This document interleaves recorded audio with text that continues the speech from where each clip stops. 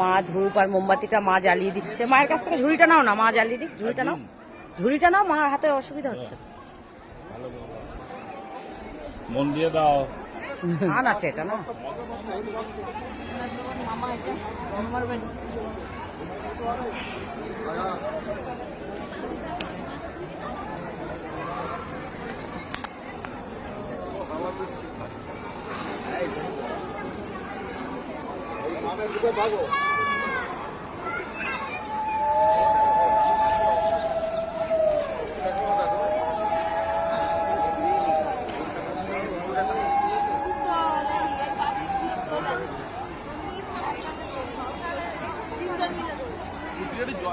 শাশুড়ি জামাই ধূপ মোমবাতি দিচ্ছে, মা ধূপ মোমবাতি দিচ্ছিল, তো ও গিয়ে একটু ঠাকুরকে ধূপ ভরিয়ে দিচ্ছে।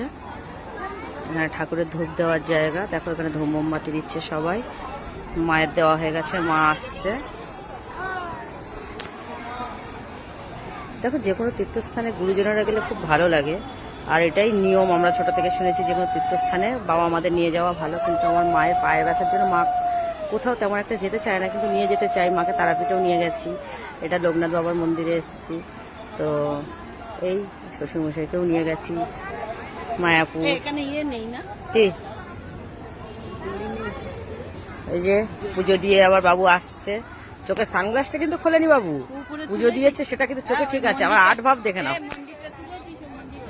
আমার মা আবার বলছে মন্দিরটা দেখো, আমি ভিডিও করতে কত মানুষের সাপোর্ট পাই দেখো, বলছে আবার মন্দিরটা তুলেছিস। আমার মা বলছে তাহলে মন্দিরটা তুলে নি।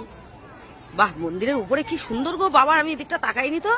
আমি মন্দিরের নিচেটা দেখেছি, উপরটা দেখিনি। উপরটা খুব সুন্দর দেখতে, বন্ধুরা তোমরা দেখো। মিডিলেরটা আমি, আর দুই পাশে আমার দুটো ছেলে। এই কি বলছে তোমাদের দাদা ভাই শোনা? মিডিলেরটা হলাম আমি, আচ্ছা, আর দুই পাশে আমার দুটো ছেলে। ওই মিডিলেরটা নাকি তোমাদের দাদা ভাই, আর দুই পাশে দুই ছেলে। এই পাশে একটা বড়